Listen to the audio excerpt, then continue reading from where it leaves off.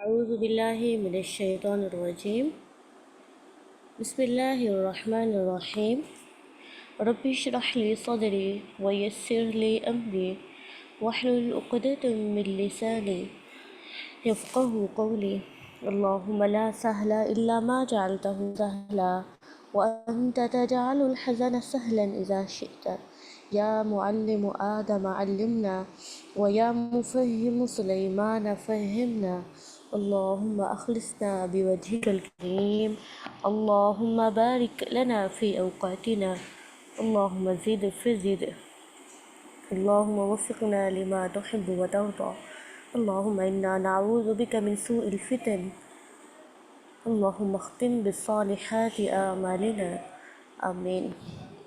ہم درر اصول القراءات العشر الصغری میں پڑھ رہے ہیں قواعد، اور قواعد میں ہم نے باب شروع کیا ہوا تھا، باب ادغام کبیر، اور اس میں ہم نے امام سوسی رحمہ اللہ تعالیٰ کے لیے مکمل باب کو پڑھ لیا تھا۔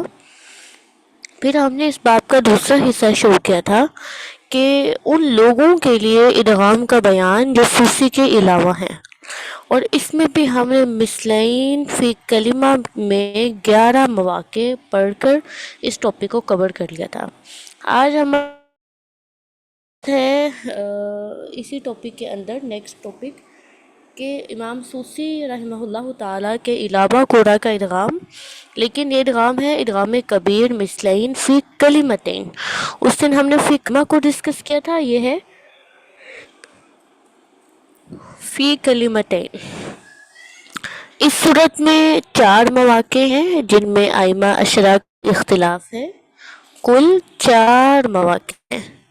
پہلا موقع ہے سورہ نساء آیت نمبر 36، سورہ نساء آیت نمبر 36، اور جگہ ہے الصاحب بالجنب، الصاحب بالجنب۔ اس میں ائمہ اشرا کے 2 گروہ ہیں۔ پہلا گروہ یعقوب کا ہے، یعقوب با کا با میں ادغام کرتے ہیں الصاحب بالجنب، اور جو باقی قرآ ہیں وہ اظہار کر کے پڑھتے ہیں۔ ٹھیک ہے، پہلا موقع ہے کلمہ الصاحب بالجنب جو کہ سورہ نساء آیت نمبر 36 ہے۔ اس میں ائمہ اشرا کے 2 گروہ ہیں، یعقوب اور سوسی۔ ٹھیک ہے، سوسی تو کرتے ہیں نا، یاد رکھیے گا، یعقوب اور سوسی با کا با میں ادغام کرتے ہیں اور باقی قرآ جو ہیں وہ اظہار کر کے پڑھتے ہیں۔ دوسرا موقع ہے، اس میں 3-4 کلمات آتے ہیں، لکھ لیں۔ دوسری جگہ میں پہلا کلمہ ہے انساب بینہم، فلا انساب بینہم، انساب بینہم، سورۃ المؤمنون آیت نمبر 101۔ اور پھر اگلا کلمہ ہے نسبحک کثیرا ونذکرک کثیرا انک کنت۔ ٹھیک ہے، نسبحک کثیرا ونذکرک کثیرا انک کنت، سورہ طٰہٰ آیت نمبر 33، 34، 35۔ ریپیٹ کر دیتی ہوں، دوسری جگہ ہے کلمہ انساب بینہم، سورۃ المؤمنون آیت نمبر 101، اور سورہ طٰہٰ کی آیت نمبر 33 میں نسبحک کثیرا، 34 میں ونذکرک کثیرا، اور 35 میں انک کنت۔ ان سب کلمات میں ائمہ اشرا کے 2 گروہ ہیں، رویس اور سوسی۔ ٹھیک ہے، پورا یعقوب نہیں ہے، صرف رویس اور سوسی چاروں لفظوں میں ادغام کرتے ہیں، اور باقی جو قرآن ہیں وہ اظہار کر کے پڑھتے ہیں۔ تیسرا موقع ہے، اس میں بھی مختلف کلمات ہیں۔ پہلا کلمہ ہے سورۃ البقرہ آیت نمبر 20 میں لذہب بسمعہم، لذہب بسمعہم، البقرہ آیت نمبر 20۔ دوسرا موقع ہے سورۃ البقرہ آیت نمبر 78، الکتاب بینہم، الکتاب بیدیہم، الکتاب بأیدیہم، الکتاب بأیدیہم۔ پہلا موقع ہے لذہب بسمعہم سورۃ البقرہ آیت نمبر 20. دوسرا موقع ہے البقرہ 78 الکتاب بایدیہم. تیسرا کلمہ ہے الکتاب بالحق، الکتاب بالحق، لیکن یہ الکتاب بالحق وہی والا ہے جو بقرہ میں ہے، بقرہ کے علاوہ جہاں بھی آیا وہاں نہیں، فقط بقرہ والا الکتاب بالحق، جو کہ سورۃ البقرہ میں 176 اور 213 آیت میں آیا ہے. الکتاب بالحق فقط بقرہ والا، جو کہ آیت نمبر 176 میں بھی ہے اور 213 میں بھی ہے. اس کے بعد ہے کلمہ جعل لکم، جعل لکم صرف نحل والا، صرف نحل والا 72 میں 2 جگہ، پھر 78 میں، پھر آیت نمبر 80 میں. جعل لکم کلمہ ہے سورہ نحل میں کافی بار آیا ہے، تو سورۃ النحل کی کن کن آیات میں آیا ہے وہ میں آپ کو لکھوا رہی.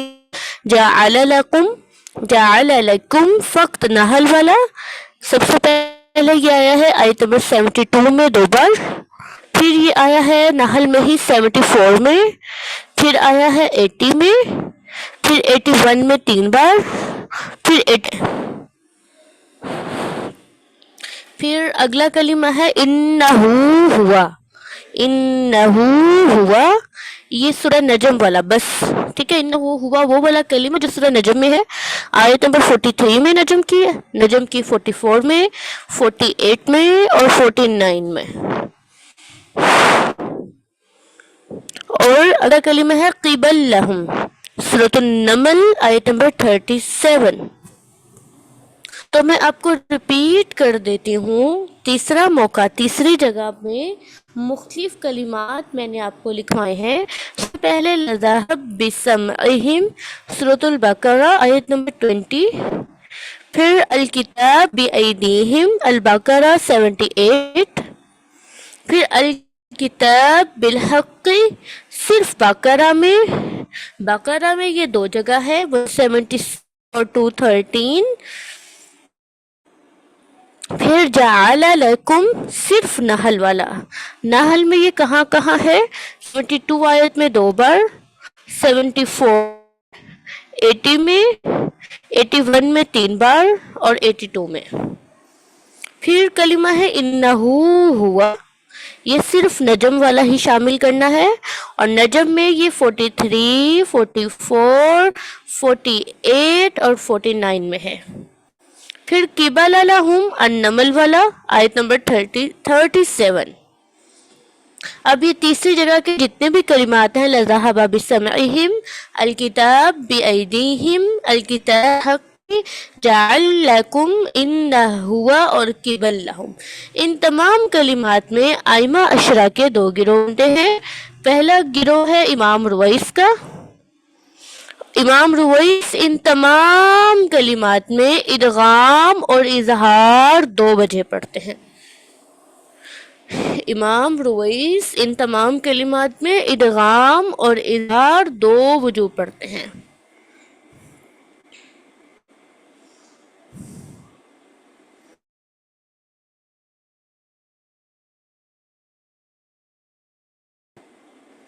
ٹھیک ہے، اردو واجب ہے، ٹھیک ہے، ادغام بھی پڑھنا ہے اور اظہار نہیں. یہ نہیں کہ آپ ادغام پڑھ لیں اظہار چھوڑ دیں تو رویس کی قرات مکمل ہو جائے گی، نو.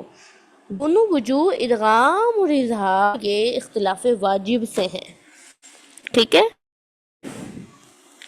امام سوسی ان کلمات میں صرف ادغام پڑھتے ہیں اور باقی قراء صرف اظہار کرتے ہیں. چوتھی جگہ ہے ہمارے پاس سورۃ الطلاق آیت نمبر 4، اللہ یئسن، اللہ یئسن. اس کلمہ میں ائمہ عشرہ کے 4 گروہ ہیں. سب سے پہلے ہیں قالون، قنبل اور یعقوب. قالون، قنبل اور یعقوب. یہ تینوں وقفاً وصلاً، وقفاً وصلاً یا کے بغیر، اللہ ای، یہ والی یا نہیں پڑھنی، اللہ ای، وقفاً وصلاً یا کے بغیر حمزہ محقق کے ساتھ پڑھتے ہیں۔ قالون، قنبل اور یعقوب اللہ یا اسنا پڑھتے ہیں وقفاً وصلاً یا کے بغیر حمزہ محققہ کے ساتھ پڑھتے ہیں، تحقیق کرتے ہوئے۔ دوسرا گروہ ہے ورش اور ابو جعفر کا، ورش اور ابو جعفر کا، ورش اور ابو جعفر وصلاً یا کے بغیر اللہ، ٹھیک ہے، یا نہیں پڑھنی، اللہ ای، وصلاً یا کے بغیر حمزہ کی تسہیل اللہ، حمزہ مع المد والکسر پڑھتے ہیں۔ ورش ابو جعفر وصلاً یا کے بغیر حمزہ کی تسہیل مع المد والکسر سے پڑھتے ہیں۔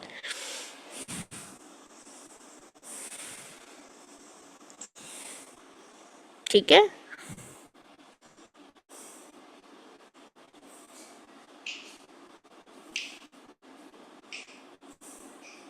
کیسے بن جائے گا؟ ورش کے لیے مد ہوتی ہے طول، تو اللہ یئسنا، اللہ یئسنا، اور ابو جعفر کے لیے توسط، اللہ یئسنا، اللہ یئسنا، یہ وصلاً ہو گیا۔ اور وقفاً ان کے لیے 3 وجہ جائز ہے، وقفاً 3 وجہ جائز ہے، 2 وجہ تو یہی والی، ٹھیک ہے، تسہیل مع المد والکسر، اور تیسری وجہ ہے حمزہ کا یائے ساکنہ سے ابدال، اللہ ای ہے تو اللہ یہ، لیکن ساکن اللہ یہ، ٹھیک ہے، وقف کر دیں گے نا تو ساکن ہو جائے گا اللہ یہ۔ میں ریپیٹ دیتی ہوں، وقف کیسے وجہ آئیں گے؟ ورش اور ابو جعفر کی وقفاً 3 وجہ ہیں، پہلی 2 وجہ تو المد والکسر ہی ہے، اللہ اللہ اللہ، تیسری وجہ ہے حمزہ کو یا سے بدلنا اور پھر مد لازم کرنا، مد لازم، ابدال مع مد لازم کرنا۔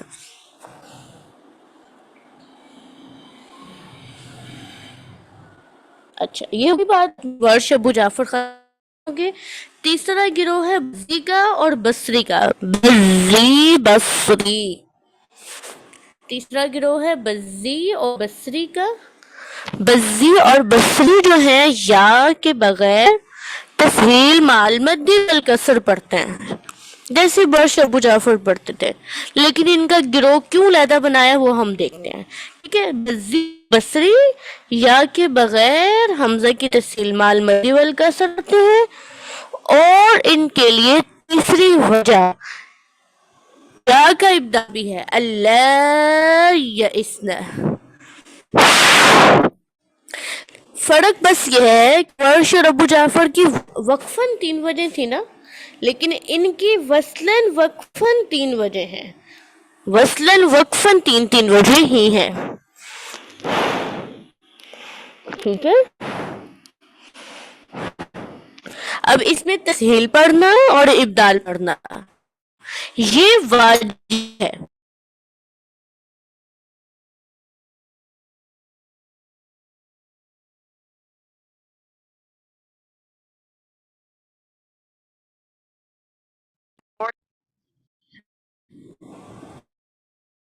شاید میرا ڈسکنیکٹ ہو گیا تھا۔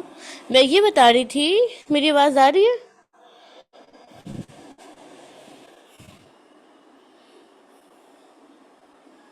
میری آواز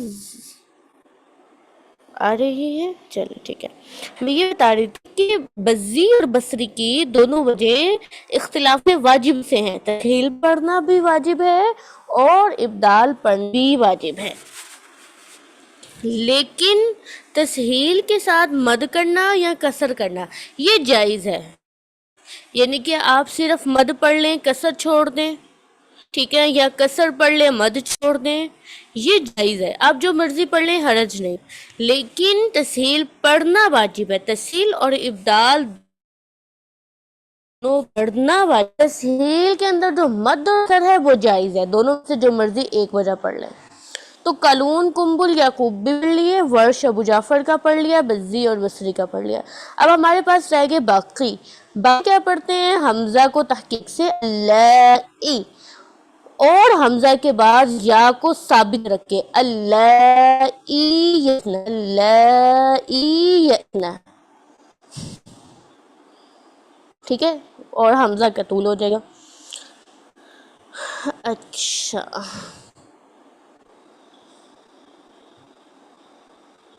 اب یہاں پہ جو ہے بزی اور بصری کا مسئلہ بنتا ہے کہ جب بزی اور بصری کی آپ دو کی قرات پڑھیں گے وہ ابدال والی اللہ یسنا، تو اس میں یا اور یا دو یائیں جمع ہو جائیں گی، اللہ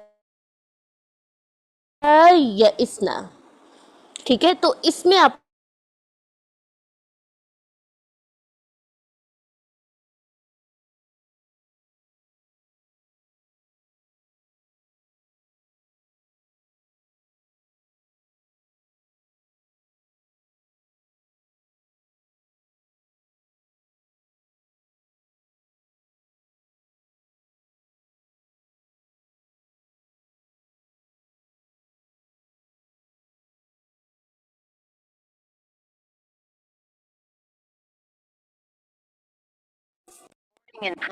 شاید میرا بار بار ڈسکنیکٹ ہو رہا ہے۔ اللہ یسنا کا مسئلہ ایک اہم مسئلہ ہے، اور خصوصاً بزی اور بصری کے لیے، باقیوں کے لیے تو یہ بالکل واضح ہے، بزی اور بصری کے لیے اس میں تھوڑی سی باتیں ہیں، ٹھیک ہے۔ کیا میں نے بتایا؟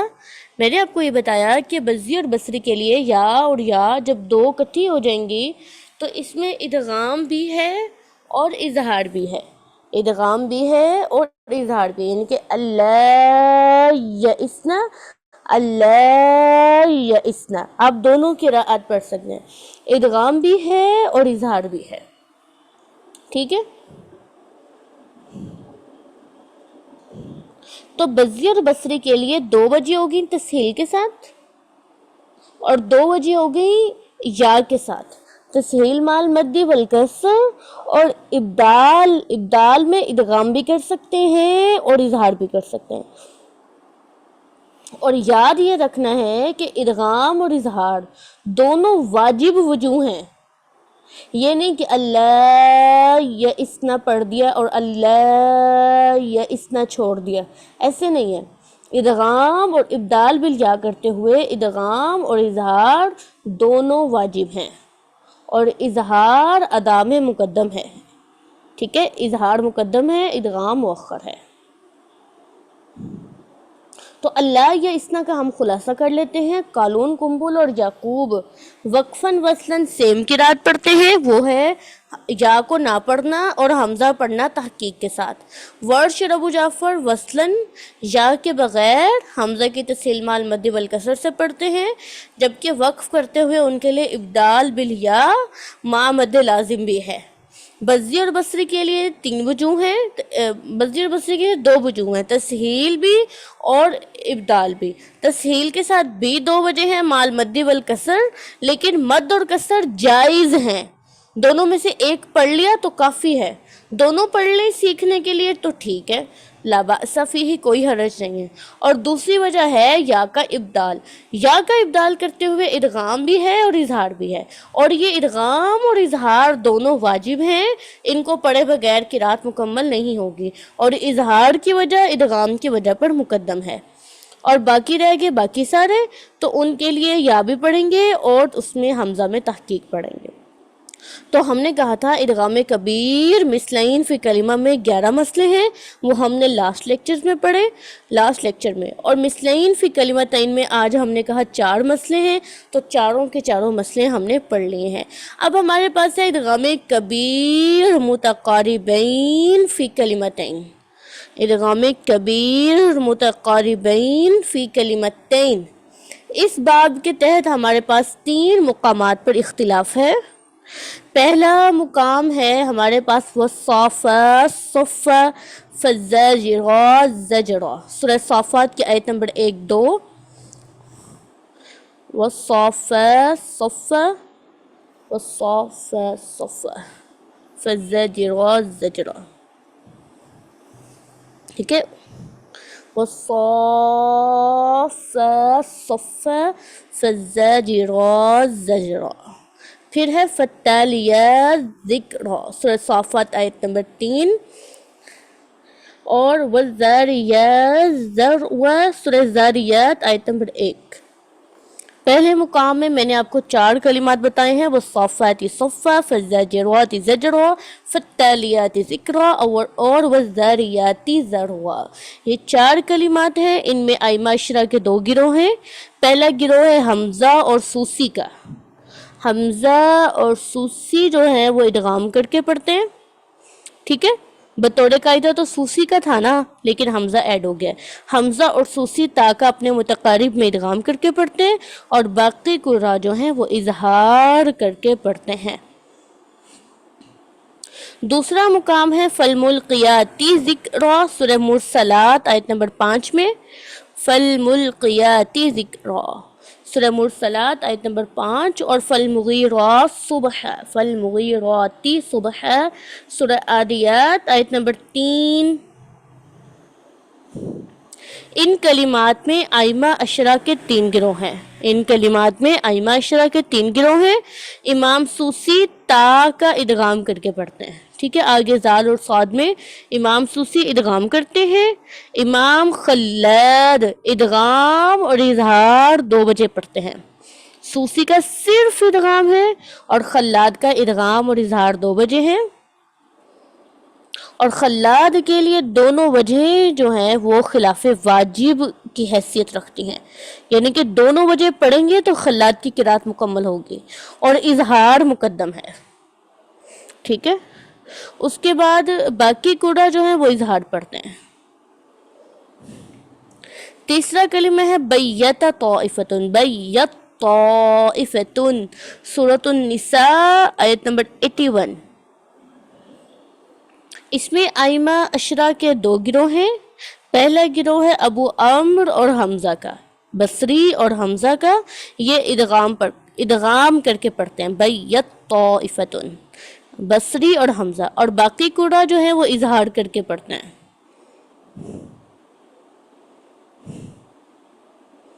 صحیح ہے، یہاں تک جو ہے ہمارے پاس مسئلہ ختم ہو گیا ہے۔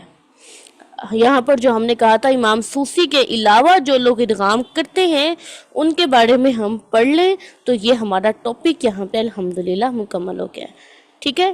اب ہم نے مثلین فی کلمہ پڑھا، مثلین فی کلمتین پڑھا، اور متقاربین فی کلمتین پڑھا۔ متقاربین فی کلمہ میں کوئی مسئلہ نہیں ہے سوسی کے علاوہ۔ اب 1-2 نوٹ ہیں وہ آپ لکھ لیں۔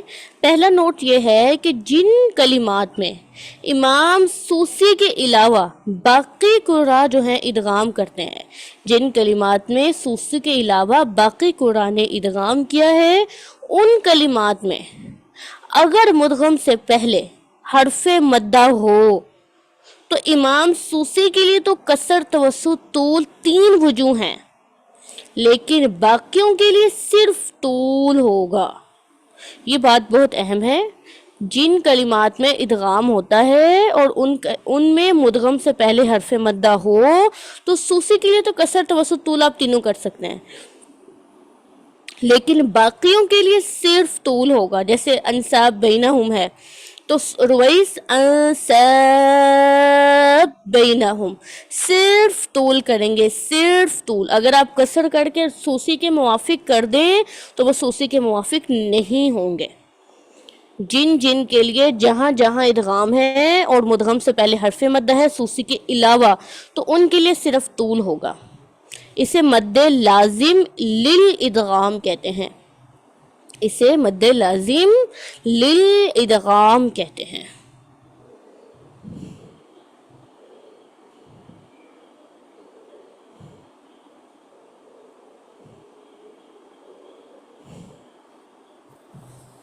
اچھا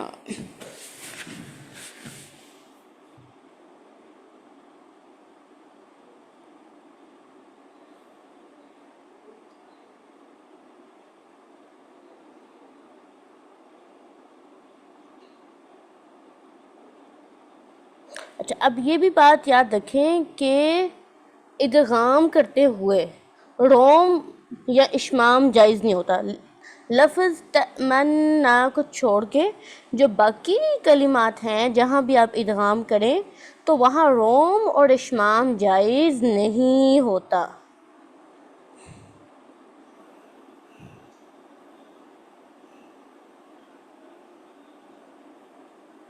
ٹھیک ہے، بس چلیں یہاں تک جو ہے ہمارا الحمدللہ ادغام کبیر کا باب مکمل ہوا. اب ہم نے کیا کیا ہوا ہے، اب ہم نے ادغام شروع کیا ہوا ہے، تو ہم نے جو ہے ادغام شروع کیا ہوا ہے اور ادغام میں ہم نے ادغام کبیر سارا پڑھ لیا. تو جو ہمارا اگلا سبق ہوگا وہ ہوگا ادغام صغیر کے بارے میں، تاکہ جو ادغام ہے نا اس سے ہم اکٹھا ہی پڑھ لیں. ٹھیک ہے، تو ادغام شروع کیا تھا تو ادغام کبیر پڑھ لیا ہے، تو اب ہم اگلا سبق پڑھیں گے ادغام صغیر کے بارے میں. پھر اس سے اگلا سبق ہم نون ساکن اور تنوین کا ادغام پڑھ لیں گے. اس کے بعد ہم جو ہے میم کا ادغام پڑھ لیں گے. پھر لام تعریف کا ادغام پڑھ لیں گے. پھر ادغام جو ہے ہمارا اچھے سے مکمل ہو جائے گا. ٹھیک ہے، پھر ہم ہاں والے ٹاپک کی طرف چلیں گے انشاءاللہ. تو یہاں پہ ہمارا آج کا سبق مکمل ہوتا ہے.